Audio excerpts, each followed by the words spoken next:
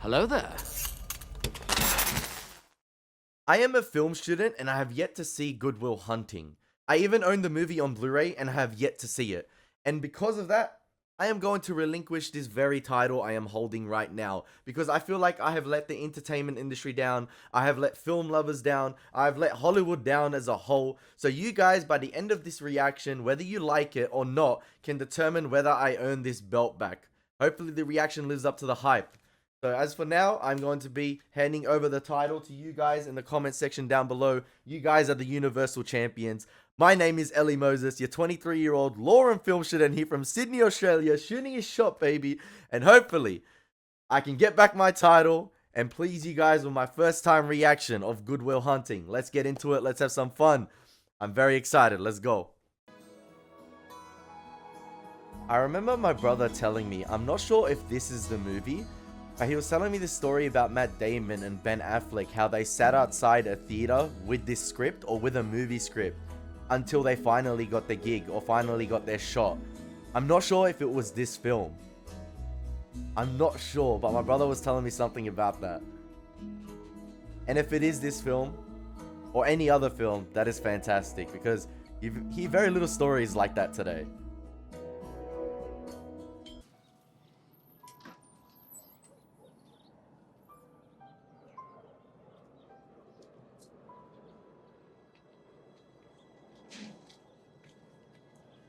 It might have been this one actually, written by Matt Damon and Ben Affleck. It might be this one actually, with that story my brother told me. Waste my energy spreading my legs for that Tootsie Roll dick. So go home and give it a tug yourself. Woo!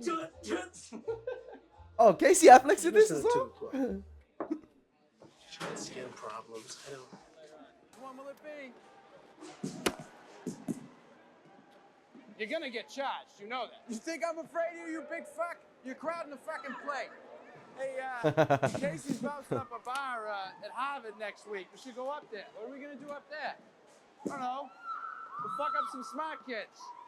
Probably fit right in.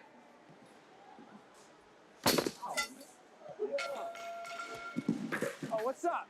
You still tough? Come on! Come on, that's a jackpot. We just couldn't wait until Monday to find out. Find out what? Who proved the theorem?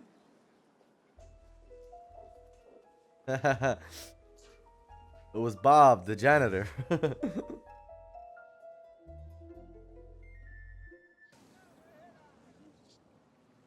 get some food. Oh, what, Morgan? You're not gonna go talk to her? Fuck her. I recognize that guy in the bottom left. I think he was the villain in Too Fast, Too Furious. You like to take out girls. 15 minutes out of our way. What the fuck are we gonna do? We can't spare 15 minutes. Remember your mother brought in $10 every day for a year? She finally got a couch Renaissance style. Can I have my food now, please? Here's your fucking double burger. I like how natural the dialogue feels. Hey, hold up, Jack.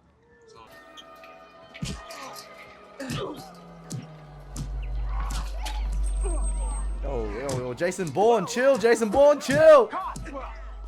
And so he was casted for that role.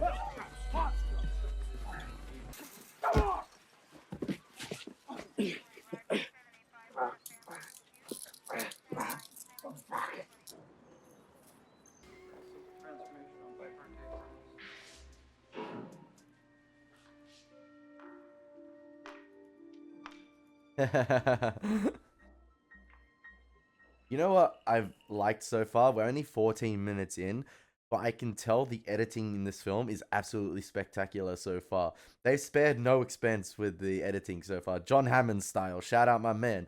But the way the film was sort of montaging through, it wasn't a montage, but the way it was edited in the beginning to show like the routine of his daily life as a janitor, solving the problems, and then cutting back to his lifestyle outside of that, you know, sort of like a rebellious boy, really just a lot. Like, I just feel like the editing has been done so well so far. Sorry. What do you do? Sorry. That's people's work. You get graffiti here. Don't you walk away from me. Hey, fuck you. Oh, you're Hey, a fuck cool you! one. What's your name?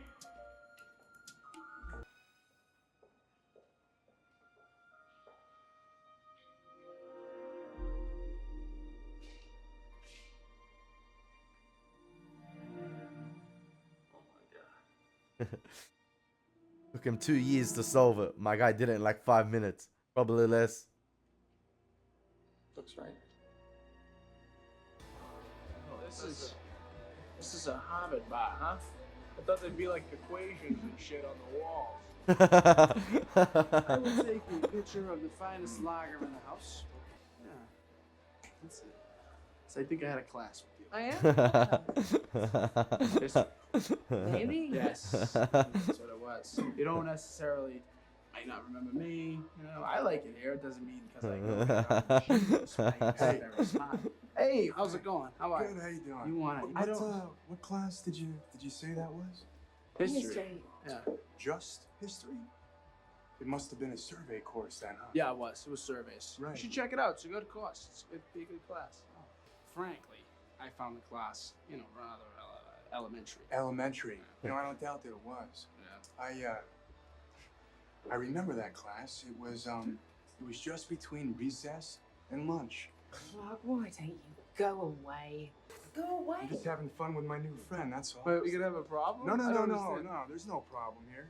I was just hoping you might give me some insight into the evolution of the market economy in the southern colonies. What are the odds a fight's My gonna break out? contention is that prior to the Revolutionary War, the economic modalities, especially in the southern colonies, could most aptly be characterized as agrarian pre-capital. All right, of course that's your Hang on a contention. second. You're a first-year grad student. You just got finished reading some Marxian historian, Pete Garrison, probably. You're gonna be convinced of that till next month when you get to James Lemon. Then you're gonna be talking about how the economies of Virginia and Pennsylvania were entrepreneurial and capitalist way back in 1740. That's gonna last until next year. You're gonna be in here regurgitating Gordon Wood, talking about, the pre-revolutionary utopia and the capital-forming effects of military mobilization. Well, as a matter of fact, I won't, because Wood drastically underestimates the impact of social Wood drastically underestimates the impact of social distinctions predicated upon wealth, especially inherited wealth. You got that from Vickers. Work in Essex County, page 98, right? Put him in his Yeah, place! that too. Well, you Gave can him the figure out reference whole as thing. well! Do you have any thoughts With on footnotes! this matter? Or is that your thing? You come into a bar, you read some obscure passage, and then pretend you pawn it off as your own idea just to impress some girls, embarrass my friend?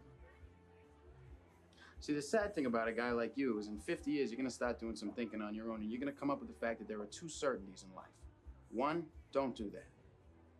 And two, you dropped 150 grand on a fucking education you could have got for $1.50 in late charges at the public library. Yeah, but I will have a degree. I do not think I have ever seen someone put in their place like this. I've watched fights, I've watched UFC, I've watched boxing, I've watched a lot of films. My guy just got violated. And you'll be serving my kids fries at a drive-thru on our way to a skiing trip. Yeah, but at least I won't be unoriginal.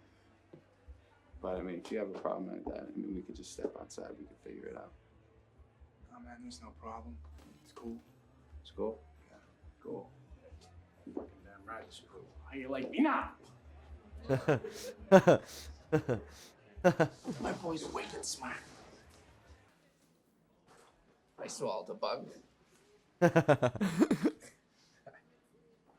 You're an idiot. What?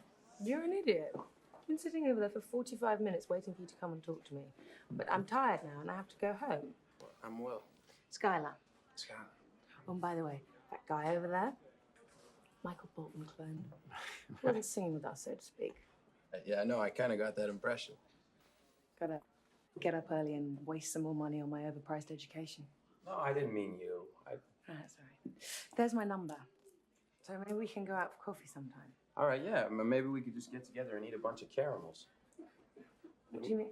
When you think about it, it's as arbitrary as drinking coffee. Oh, yeah. Okay. Right then. This film is gonna make me rethink my life, my degree, everything I am doing, all that I'm paying for.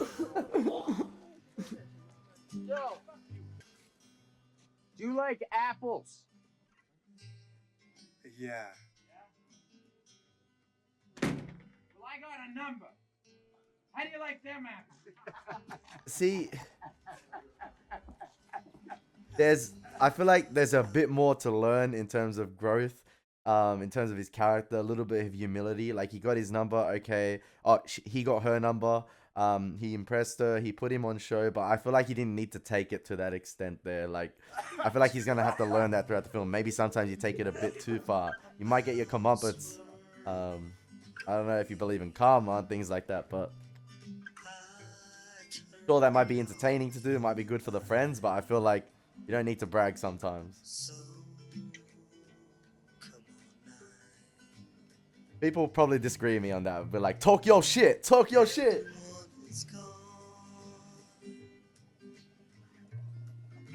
But you already blasted him. You already put him on show.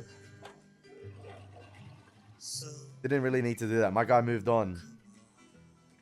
Where apparently you defended yourself and had the case thrown out by citing free property rights of horse and carriage from 1798. January 95, impersonating an officer. Mayhem, theft, resisting, all overturned. You know, another judge might care, but you hit a cop, you're going in. Motion to dismiss is denied. $50,000 bail. Thank you. Feel like the university might pay for that. Ale? What the fuck do you want? I'm Gerald Lambo. Fuck do you want? Professor, you're told to fuck himself. Well, what the fuck do you want? I've spoken to the judge, and he's agreed to release you under my supervision.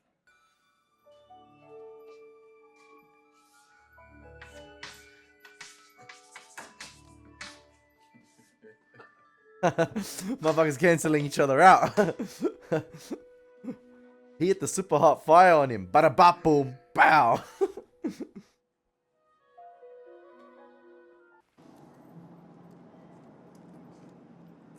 Trust. Very important in a relationship. It's also very important in a clinical situation. Why is trust the most important thing in making a breakthrough with a client? Maureen, stop the oral fixation for a moment and join us. I feel like there's a reason they cut to Robin Williams opening with those very first lines about trust being the most important thing in a relationship, because I think that's setting the foundation for what's going to happen eventually between him and Will throughout the film. I like it. Vinny. Because trust is life. Wow. It's very deep. Thank you, Vinny.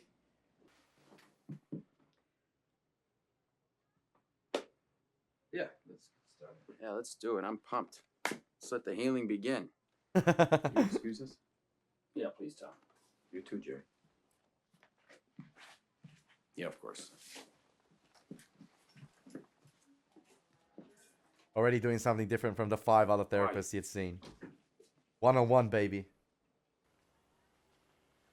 Jesus. You want to read a real history book? Read Howard Zinn's People's History of the United States. That book will fucking knock you on your ass. Better than Chomsky's Manufacturing Consent? You think that's a good book? Fucking people baffle me. Spend all your money on these fucking fancy books. You surround yourselves with them. They're the wrong fucking books. What are the right fucking books, Will? Hey, whatever blows your hair back. Yeah. Haven't got much hair left. Hey, you know you'd be better off shoving that cigarette up your ass. It'd probably be healthier for you. Yeah, I know. It really gets in the way of my yoga. What, you lift? Yeah. Yeah, Nautilus? No, free weights. Oh, really? Yeah. Free weights, huh? Yeah, big time. Yeah. Just like that. What do you bench? 285. What do you bench? You paint that?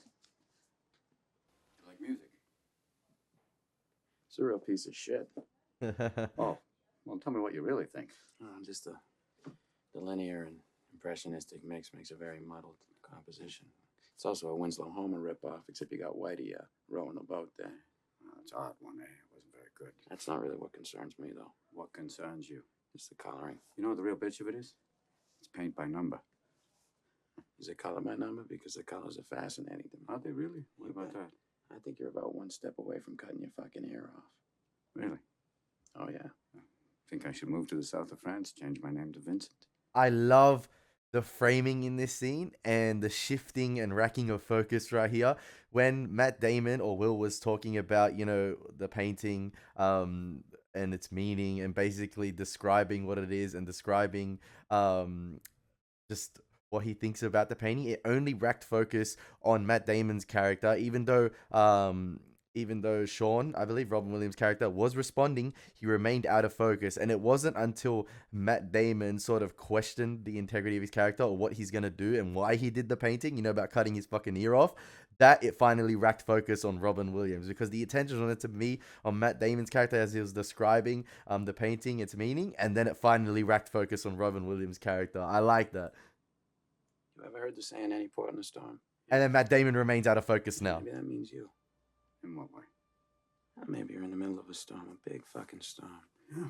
The sky's falling on your head, the waves are crashing over your little boat, the oars are about to snap. You're just pissing your pants, you're crying for the harbor, so maybe you do what you gotta do to get out. Love it, love it. You know, maybe you became a psychologist. Bingo. That's it. Let me do my job now. You start with me. Come on. I want you right there, Chief, all right? Already opening up more than the others. You married the wrong woman. What happened? Was she, banging some other guy? If you ever disrespect my wife again, I will end you. I will fucking end you. Got that, Chief? Time's up. I think he low-key enjoyed that, a little bit of his taste of his own medicine. Didn't expect that from a therapist. You know, somebody like him from South Boston. At ease, gentlemen. Sort of has the same frailties in him. He'll retaliate when something's said back. I'll understand if you don't want to meet with me again. He is. Thursday, 4 o'clock. Make sure the kid's here. He's going to enjoy unpacking this one. This is probably the toughest puzzle he's ever faced. Thanks.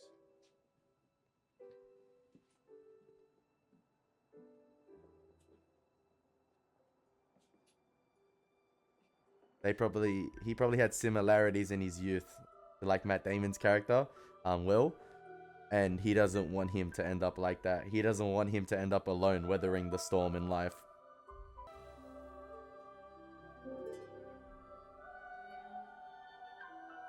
It's simple shots like that, panning out from the dishes and the sink, that tell you a lot about Sean's character as well. Rather than explaining it, it's showing us as well.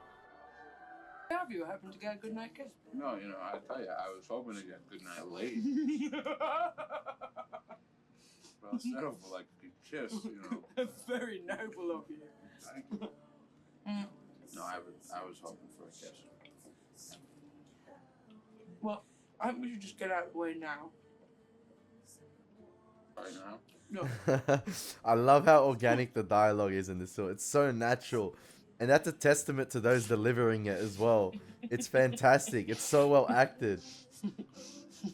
No cutaways in that scene right there. Flo zooming in on the camera from the behind the kitchen, I guess, of the shop, and then into them, all doing it in one take. Fantastic. I bet you can't tell me what it smells like in the Sistine Chapel. I never actually stood there and looked up at that beautiful ceiling. Seen that. If I ask you about women, you'll probably give me a syllabus of your personal favorites. You may have even been laid a few times.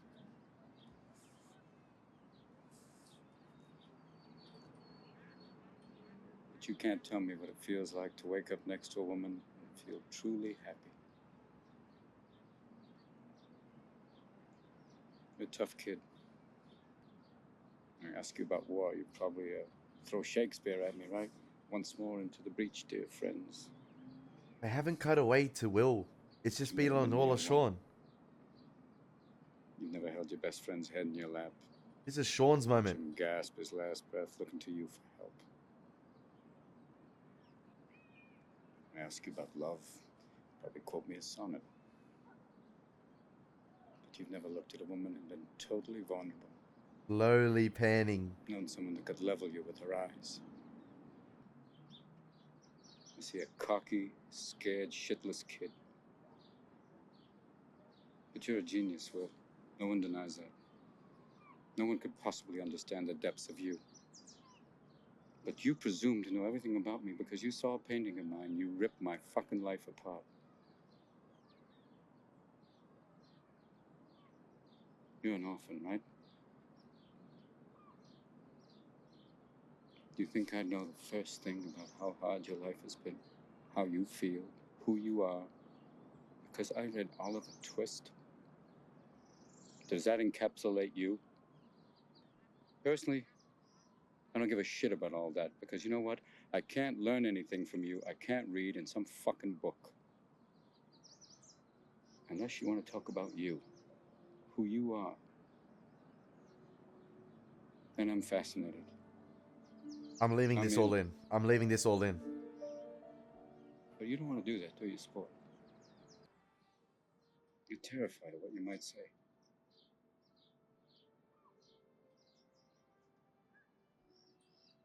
Your move, Chief.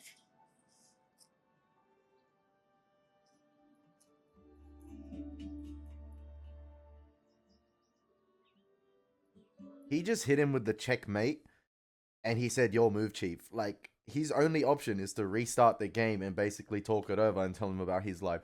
That was the best scene in the movie so far, and one of the best scenes I have seen in cinema. I've seen a lot of films, but a lot of films, but I don't know if that's too early to say this, but or it's a big call. That's one of the best scenes I've seen in cinema. Especially how it was framed as well. One take, Robin Williams explaining his life, telling you how it is. The focus was on him, and I was like, why aren't we seeing Will's reaction? And the camera slowly, like I'm talking millimeters and centimeters, like slowly brings Will into frame. But he had the same facial expression. So as soon as I saw that facial expression of him shell shocked, not being cocky or arrogant or responding or snapping back to him, I racked focus back straight away on Sean's character because I knew that Matt Damon's facial expression was gonna be the same because he was shell shocked, he was listening, he was honed in, and he's never been like that this film so far. He hasn't really listened to other people besides maybe the date with the girl, but he's never been focused like that because he's usually clapping back at a reference by a book or something. But as Robin Williams said, you can know everything, you can quote me this book, you can footnote this, but have you ever really experienced that? Were you actually there? Life is more than just about reading from a book and having all this knowledge. Go out and experience life, have these experiences and know what it feels, because it's all good having that knowledge, but if you don't know what it's like to feel, it's just pointless. Wow, man. Wow. Effing wow.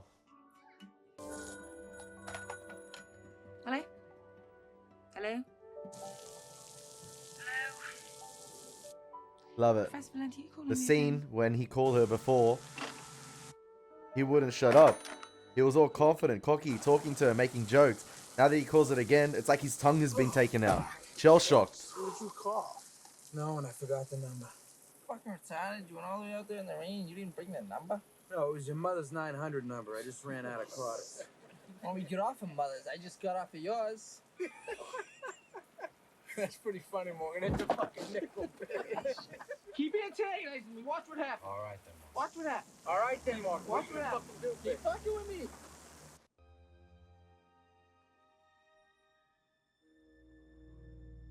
Game of poker. Who has the better poker face? Who's gonna crack first? You know, I was on this plane once, and I'm sitting there, and captain gets on. He does this whole, we'll be cruising at 35,000 feet, but then he puts the mic down. He forgets to turn it off. And so he turns to the co-pilot, and he's like, all I could use right now is a fucking blowjob and a cup of coffee. So the stewardess fucking goes bombing up from the back of the plane to tell him that the microphone's still on. This guy in the back of the plane's like, hey, hon, don't forget the coffee. You ever been on a plane? Nope. No, but it's a fucking joke. It works better if I tell it in the first person. Yeah, it does. My wife used to fart when she was nervous. She had all sorts of wonderful little idiosyncrasies. She used to fart in her sleep. I'm sorry I shared that with you. One night it was so loud it woke the dog up. She woke up and got like, oh, was that you? I said, yeah, I didn't have the heart to tell her. Oh, God. She woke herself up.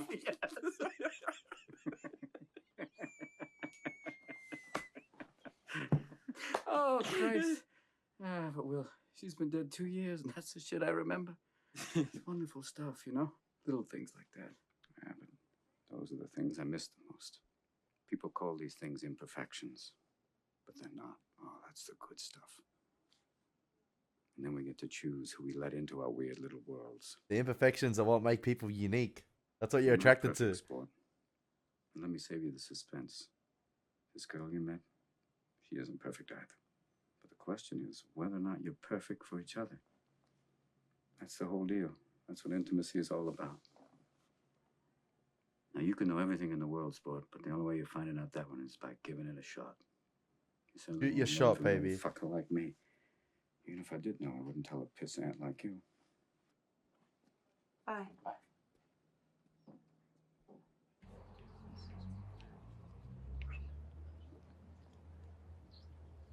I thought he was gonna solve her equation there. Oh no, he is. What are you doing here? I couldn't wait till tomorrow. Where the fuck did you get this? I had to sleep with someone in your class. Oh, I hope it was some of the open-toe sandals. Not really bad breath. Come on, let's go have some fun. No, I've got to learn this. Well, you're not going into surgery tomorrow, are you? No? Let's go. Yeah, they're my brothers. What are they called? Marky, Ricky, Danny, Terry, Mikey, Davey, Timmy, Tommy, Joey, Robbie, Johnny, and Brian. Say it again. Marky, Ricky, Danny, Terry, Mikey, Davey, Timmy, Tommy, Joey, Robbie, Johnny, and Brian. And Willie. Willie? Yeah. Well. Wow. Do you still see all of them? Yeah, well, they all live in Southie. I'm living with 3 of them right now. Oh, yeah? Yeah. Well, I'd like to meet them. Yeah, we'll do that. Are they foster brothers? Like you grew up with them in the foster home? So you're the one. Do you still counsel veterans? No, I don't. Why not? Well, I gave it up when my wife got sick. You know what? I like that overhead bird's eye shot right there, of them talking one another, how they had the 4 chairs laid out. And the layout this time is different from the last conversation. Last time they were sitting across from one another, and this time he's to the right of Sean. It's like he's getting closer to him. I don't know if that's meant to signify that, but I was just paying attention to it. Went to 12. Bottom of the 12th, in stepped Carlton Fisk. Old Pudge. Steps up to the plate, he's got that weird stand. Yeah. And then, boom! He clocks it, High fly ball on the left field line. 35,000 people on their feet, yelling at the ball, but that's not because Fisk, he's waving at the ball like a madman. He's going, get over! Get over! Get over! And then it hits a foul pole. Oh, he goes apeshit, and 35,000 fans, they charge the field, Yeah, and he's fucking Oh, blowing. no, he's like, go, get on the... Get out of the way! I can't fucking believe you had tickets to that fucking game. Yeah. Did you rush the field? No, I didn't rush the fucking field. I wasn't there. What? No, I was in a bar having a drink with my future wife. You missed Pudge Fisk's home run? Oh, yeah. To have a fucking drink with some lady you never met? Yeah, but you should have seen her. She was a stunner. I don't care if Oh, fucking... no, she lit up the room. I don't care if Helen and Troy watch it. That's game 6. Oh, my God. And who are these fucking friends of yours? They let you get away with that? They had to. What did you say to them? Just slid my ticket across the table and I said, sorry, guys, I gotta see about a girl. You gotta go see about a girl? Yeah. That's what you said? I had. And they let you get away with that? Oh, yeah, they saw in my eyes that I meant it. You're kidding me. No, I'm not kidding you, Will. That's why I'm not talking right now about some girl I saw at a bar 20 years ago and how I always I'm regret talking it about when my I told wife. I'm talking to her. Talking about my I don't wife. regret the 18 years I was married to Nancy. I don't regret the 6 years I had to give up counseling when she got sick. And I don't regret the last years when she got really sick. And I sure as hell don't regret missing a damn game. That's regret. Wow. No, some you've heard this story before. Some other guy's car had hit a tree. Okay, there was an accident. Anyway, how could he hear the other car accident? Shut up! Okay, shut up. Sorry, he told you the story once. So he tells my uncle, stay here, don't move. So Stady goes running down the road to deal with the other accident. There's this knocking at the door. So he goes downstairs, fucking pulls the door open. What? It's the state trooper that pulled him over. Stady's like, fuck you mean what? You know what? I pulled you over last night as what? You fucking took off. He's like, bitch, I never seen you before in my life. I've been home all night with my kids. I don't know who the fuck you are. He's like, you know who I am. Let me get in your garage. I was like, what? He's like, you heard me, let me get in your garage. I was like, all right, fine. Takes him out of the garage, opens the door, and there's this Stades police cruiser is in my uncle's garage. He was so fucking hammered, he drove the wrong car home. And the best part about it is the fucking state trooper was so embarrassed, he didn't do anything. He'd been driving around all night in my uncle's Chevelle looking for the house. All right, Chuck, what the fuck is the point of your story? No, he got away. Mary looks up at him and she goes, "Give us a kiss." Oh my God! Oh, that's filthy. Not that filthy. I've heard filthy.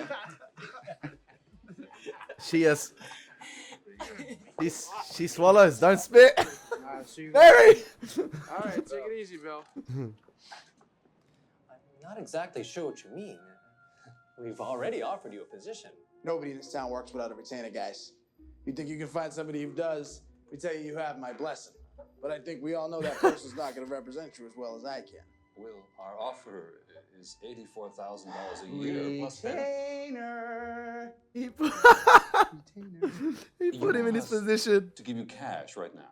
Whoa, easy. Now, I didn't say that.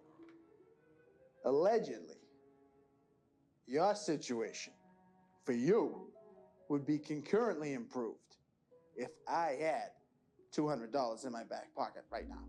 Now, in business we have heretofore, you can speak with my aforementioned attorney. Good day, gentlemen. And until that day comes, keep your ear to the ground. I don't know. I just know. Yeah, but how do you know? I know because I feel it. That's a really serious thing you say. I know. You could be in California next week, and you might find out something about me you don't like, and maybe you wish you hadn't said that, but it's such a serious thing that you can't take it back, and now I'm stuck in California. Someone doesn't really want to be with me, just wish they had a take back. Oh, what? What's the take back? I don't want to take back. I just want you to come to California with me. I feel like he's overcomplicating things a little bit.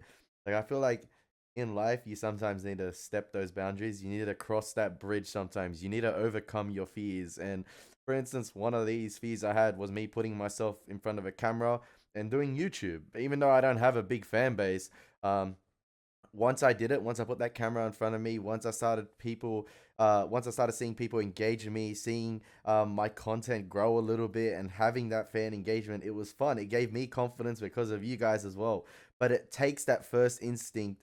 It takes that it's just a situation of just doing it. Just overcome your fear, and once you do it once, it starts becoming easier to overcome your fears in other situations in life. Now, she's asking him to come to California with him, and I feel like it would be a good thing to say yes here because he's never traveled, he's never been out of South Boston.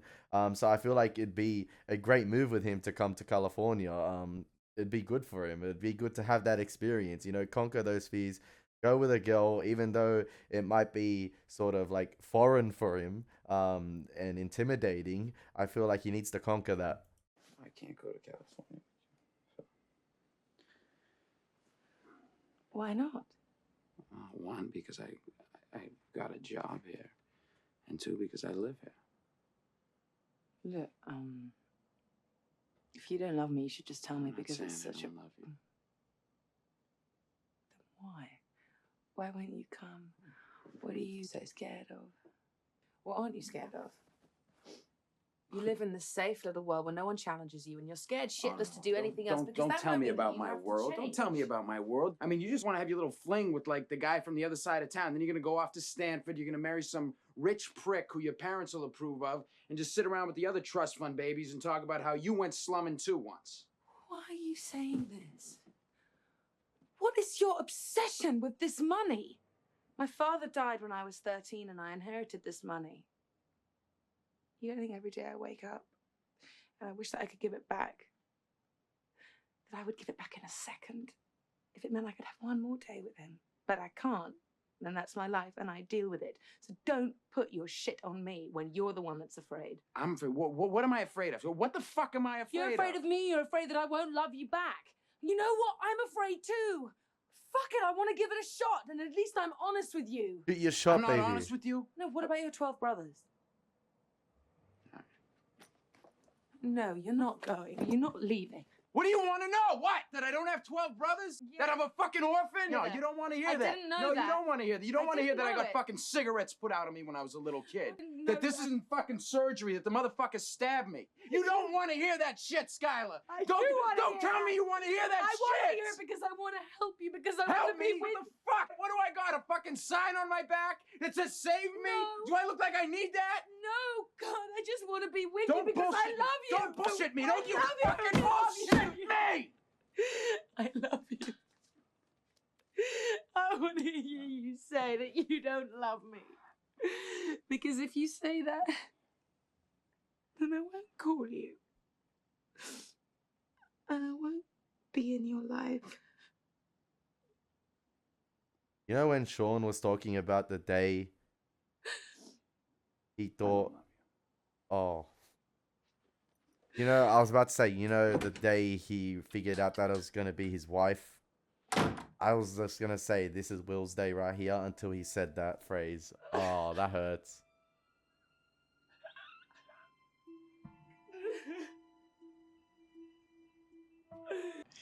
But I'll take a shot. Say I'm working at the NSA and somebody puts a code on my desk, something no one else can break. Maybe I take a shot at it and maybe I break it. And I'm real happy with myself because I did my job well. But maybe that code was the location of some rebel army in North Africa or the Middle East. And once they have that location, they bomb the village. where the Transition rebels to are talking hiding. with Sean. 1,500 people that I never met, never had no problem with, get killed. There'd be some kid from Southie over there taking shrapnel in the ass. He comes back to find that the plant he used to work at got exported to the country he just got back from, and the guy who put the shrapnel in his ass got his old job because he'll work for 15 cents a day and no bathroom breaks. Meanwhile, he realizes the only reason he was over there in the first place was so that we could install a government that would sell us oil at a good price. And of course, the oil companies use a little skirmish over there to scare up domestic oil prices. A cute little ancillary benefit for them, but it ain't helping my buddy at $2.50 a gallon. They're taking their sweet time bringing the oil back, of course. Maybe they even took the liberty of hiring an alcoholic skipper who likes to drink martinis and fucking play slalom with the icebergs. It ain't too long till he hits one, spills the oil, and kills all the sea life in the North Atlantic. So now my buddy's out of work. He can't afford to drive, so he's walking to the fucking job interviews, which sucks because the shrapnel in his ass is giving him chronic hemorrhoids. And meanwhile, he's starving because every time he tries to get a bite to eat, the only blue plate special they're serving is North Atlantic scrod with Quaker steak. So what did I think? I'm holding out for something better. I figure, fuck it, while I'm at it, why not just shoot my buddy, take his job, give it to his sworn enemy, hike up gas prices, bomb a village, club a baby seal, hit the hash pipe, and join the National Guard. One take, baby. Be One elected take. president. You feel like you're alone, Will? What? Do you have a soulmate? Define that. Somebody who challenges you. Yeah, it was that girl. Chucky. No, Chucky's family. He'd lie down in fucking traffic for you. I have that kind of relationship in a world where you're always afraid to take the first step because all you see is every negative thing 10 miles down the road. You're going to take the I was professor's talking side? about that Don't give me a before line of shit. No, when she was but I saying, didn't want the come to job. I California. love the job. I don't care if you work for the government. But you can do anything you want. You are bound by nothing. What are you passionate about? What do you want? I mean, the guys who work their entire life laying bricks so their kids have a chance at the opportunities you have here. I didn't ask for this. No. You were born with it, so don't cop out behind. I didn't ask for this. What do you mean cop out? I mean, what's wrong with laying brick? Nothing. There's nothing wrong with it. That's somebody's home I'm building. Right. My dad laid brick. Okay?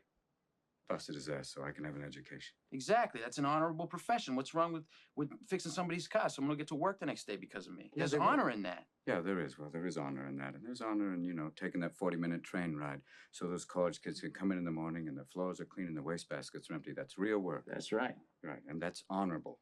Sure, that's why you took that job. I mean, for the honor of it. You could be a janitor anywhere. Why did you work at the most prestigious technical college in the whole fucking world? Why did you sneak around at night and finish other people's formulas that only 1 or 2 people in the world could do and then lie about it? Because I don't see a lot of honor in that, Will. You should go do that. What? You know, if you you're gonna jerk off, why don't you just do it at home with a moist towel? You chucking me? Yeah, get the fuck Hey, out. no. Time's not up yet. Yeah, it I'm is. not leaving, no. Listen, you're not gonna answer my questions. You're wasting my fucking time. What? I thought we were friends. What do you mean you... Playtime's over, okay? Well, why are you kicking me out, Sean? You're lecturing me on life? Look at you, you fucking burnout. What winds your clock? Working with you. Where's your soulmate? You want to talk about soulmates? Where is she? Dead. That's right. She's fucking dead. She fucking dies, and you just cash in your chips and you walk away. Hey, at least I played a hand. Oh, and you played a hand and you lost. You lost a big fucking hand, and some people lose a big hand like that and have the sack to ante up again. Look at me. What do you want to do? Fuck you. You're the shepherd.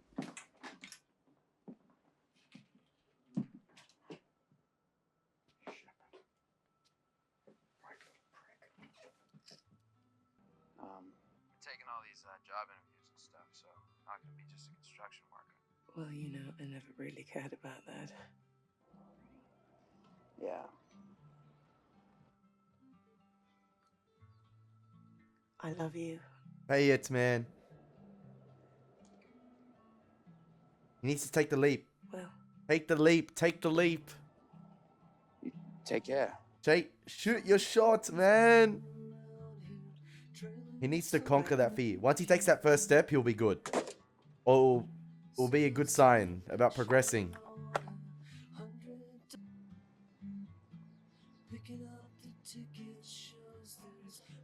You know what would be taking that leap and shooting his shot? Freaking driving all the way to California, meeting up with her. Saying, I love you. Carpe diem, baby. Seize the day. Robin Williams said it. Over my house, watch the Patriots game. Still working construction. I'll fucking kill you. That's not a threat. What? That's a fact. I'll fucking kill you. What the fuck are you talking about? That's good. That's good. Look, you got something none of us. Oh, come on. Why is it always this? I fucking owe it to myself to do this or that. What if I don't want to? No. Fuck you. You don't owe it to yourself. You owe it to me. Because tomorrow I'm gonna wake up and I'll be 50. And I'll still be doing this shit. That's all right. That's fine. You're sitting on a winning lottery ticket. You're too much of a pussy to cash it in. And that's bullshit. Because I'd do fucking anything to have what you got. So would any of these fucking guys. It'd be an insult to us if you're still here in 20 years. Hanging around here is a fucking waste of your time. You know what this is? I don't know that. I don't? Wait. You don't know that? Oh, I don't know that. Let me tell you what I do know. Every day I come by your house and I pick you up. We go out, we have a few drinks and a few laughs, and it's great. You know what the best part of my day is?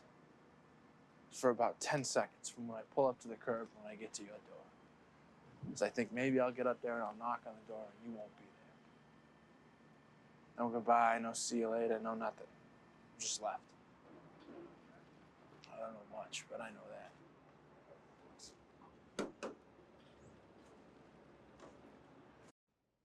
This is a disaster, Sean. I brought you in here because I wanted you to help me with the boy.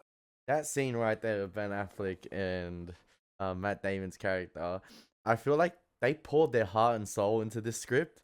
I feel like it was a resemblance of their real life experiences, and they're telling others basically to shoot their shot as they shot their shot with this script, if that makes sense. And now look at them in life. But I feel like even though this is not a superhero movie, it kind of reminds me of a superhero movie where you have this individual Will who's in like gifted to the max. He's intelligent. He's got this amazing gift. He just doesn't know how to harness that gift. He doesn't know how to embrace it. He doesn't know how to embrace it with humility as well. He's still got a few issues. But he's surrounded by fantastic people that understand his gift and are trying to, get him to go on that right track. They're trying to make him realize what he has and use it for good rather than just throwing it away. It's too good to throw away. And he's surrounded by the right people to do that, who have had these experiences, who understand what he has, even coming from Ben Affleck's character, Chucky, I believe, and then Sean, Robin Williams' character, who's had sort of similar experiences in his life. He's trying to hone that into the young boy. And we know he's had trials and tribulations. He's been abused. He's grown up in a foster home. He hasn't had the best upbringing. So it's going to take time, obviously, to overcome that fear, to cross that line. But once he finally does cross that line, I think it's going to do all the world for him. And it's great coming from his best friend. His therapist has told him that, but this is coming from his best friend. And I feel like the best superheroes in life have great people surrounding them. You know, you have Bruce Wayne, who's got Alfred, who's not afraid to say it how it is. Even Peter Parker, you have Aunt May, who's not afraid to say it how it is, to, you know, in those tough moments, you know, call that individual out for what they are, call their mistakes they've done, and try to get them on track in the right path. And I'm just mentioning 2 examples right there, but I feel like this is it as well. And just make sure you surround yourself with great people in life, and I'm grateful for that as well. And yeah, this film is letting me know that, and I'm absolutely loving it. And I didn't articulate myself well there, but I hope you guys understand what I'm trying to say. It's not your fault. Don't fuck with me, all right? Don't fuck with me, Sean. Not you. It's not your fault.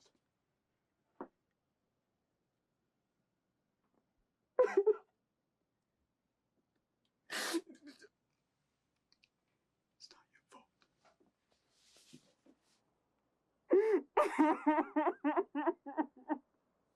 Oh my God. Oh my God, I'm so sorry.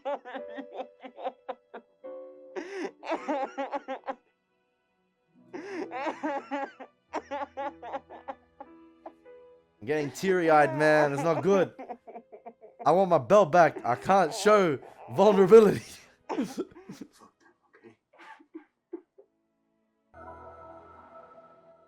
one did you take? I was over at McNeil. It's one of the jobs the professor set me up with. I haven't told him yet, but I went down there and I talked to my boss and my new boss. He seemed like a good guy. That's the first step. That's good. Is that what you want? Yeah, you know, I think so.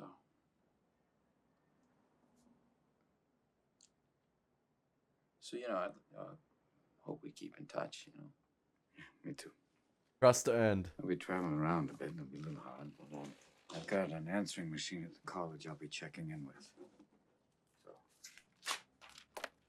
So, if you call that, I'll get back to you right away. Yeah, you know, I figured I'm just gonna put my money back on the table and see what kind of cards I get. What hand is he going to be dealt? You do what's in your heart, son. You'll be fine. Thank you, Will. It just violate the patient-doctor relationship.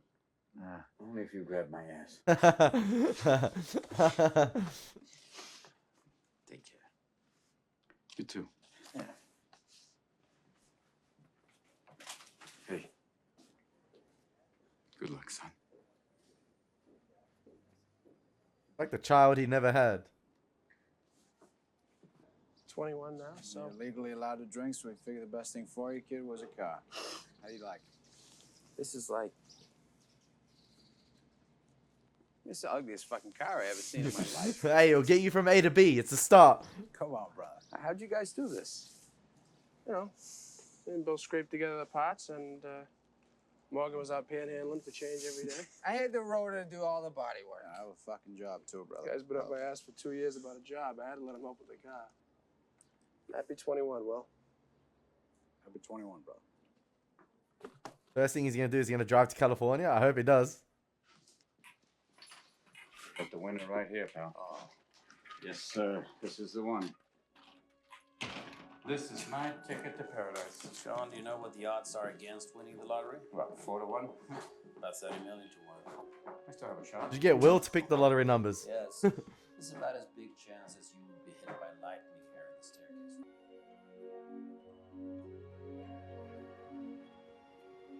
Don't tell me he wrote the lottery ticket numbers, or he bought him a ticket.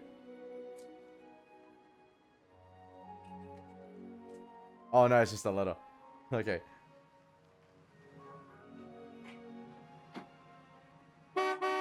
Hey, it's the day he rocks up to his house and he's not gonna answer. That's what he wanted to see.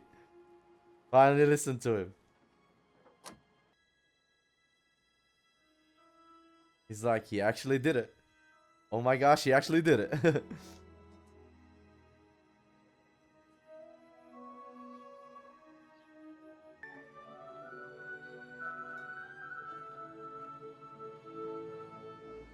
not there.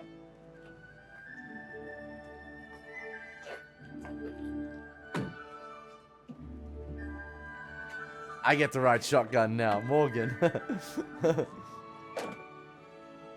If the professor calls about that job, just tell him, sorry. I had to go see about a girl. Well. Stole my line. he had the ticket for that job, and he just slid that ticket right across the table again and said, sorry boys, I gotta go see about a girl.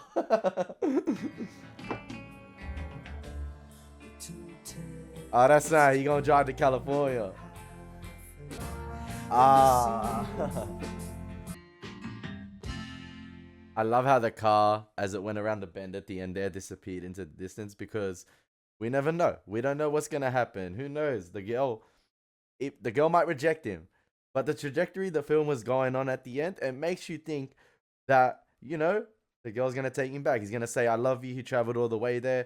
And he's taking those little baby steps of, you know, getting out of his comfort zone in life, conquering those fears, and, you know, acknowledging who he is.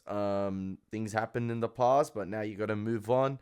And you got to conquer those fears that past has created. And he's slowly doing it. He left that letter. The boys came to his house. He wasn't there. He took that job, but he's going to go see about the girl first. He's going to go secure the girl, and we'll worry about the job later, because they know how talented he is. He can probably get another, he can probably get another job. He stole his line, but that film just could be possibly one of the top 10 films of all time.